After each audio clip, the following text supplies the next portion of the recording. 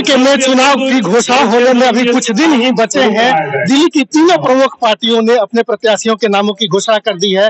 इस बीच इससे पहले जो भी कुछ काम विधानसभा क्षेत्र में बच गए हैं उसका रोज कम से कम 6-7 से लेकर 10 तक के शिलान्यास और उद्घाटन हो रहे हैं।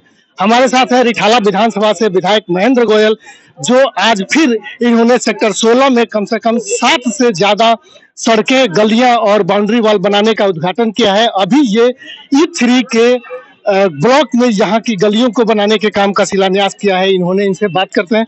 विधायक जी, क्या कहेंगे? चुनाव की डेट की घोषणा होनी है और लगातार जो है शिलान्यास का सिलसिला शुरू है। देखिए, पहले भी हम काम करते रहे हैं, लेकिन कुछ छोटे छोटे जो गलियां बची हुई थी और थे, इनका भी सभी का टेंडर हो चुका है। राजनीतिक तौर पे इन्होंने काफी कामों को रुकवाने का प्रयास किया, लेकिन हम लोग वो भी फाइलें निकाल के लेके आए जो किसी ऑफिसर की चेयर के नीचे रहती थी, लेकिन वो भी सभी की सभी क्लियर होगी। आज E3 पॉकेट का ही नहीं, सेक्टर 16 की बहुत सी पॉकेटों का आज हम लोगों ने ये आज शुभारंभ किया। अभी चुनाव की घोषणा कुछ दिनों में ही हो जानी है। लोगों के मन में एक सवाल ये है कि क्या ये काम आचार संहिता की वजह से फिर रुक तो नहीं जाएगा? इसकी शुरुआत कब से होनी है, कब तक खत्म होगी? ये काम नहीं रुक सकते, क्योंकि इसके अंदर हमने फंड दे दिया है, इसके वर्क ऑर्डर हो गए हैं और इसका उद्घाटन कर दिया है पब्लिक के साथ में। ये काम नहीं रुक सकते, ये काम सभी के सभी हो रहे हैं।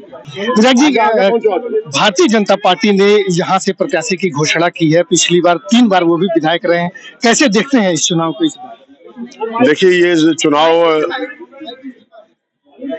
मेरे लिए बहुत आसान हो गया है, क्योंकि लोगों के दिमाग के अंदर एक ही बात है कि सामने वाले की गुंडागर्दी से जो निजात मैंने दिलवाई थी और अमन चैन यहाँ पर स्थापित किया था, तो लोगों के अंदर इस बात को लेके है कि हमें अमन चैन ही चाहिए, किसी भी प्रकार की कोई गुंडागर्दी नहीं चाहिए।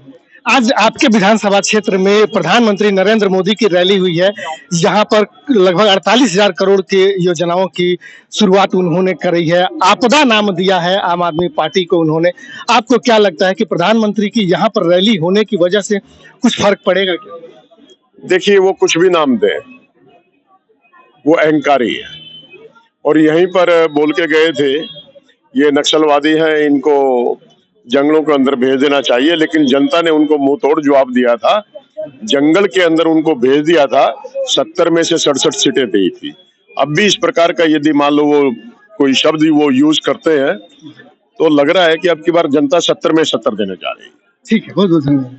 तो ये थे विधायक महेंद्र गोयल, जिनसे हम बात कर रहे थे। लगातार उद्घाटनों का सिलसिला यहाँ पर चल रहा है, शिलान्यास का सिलसिला चल रहा है।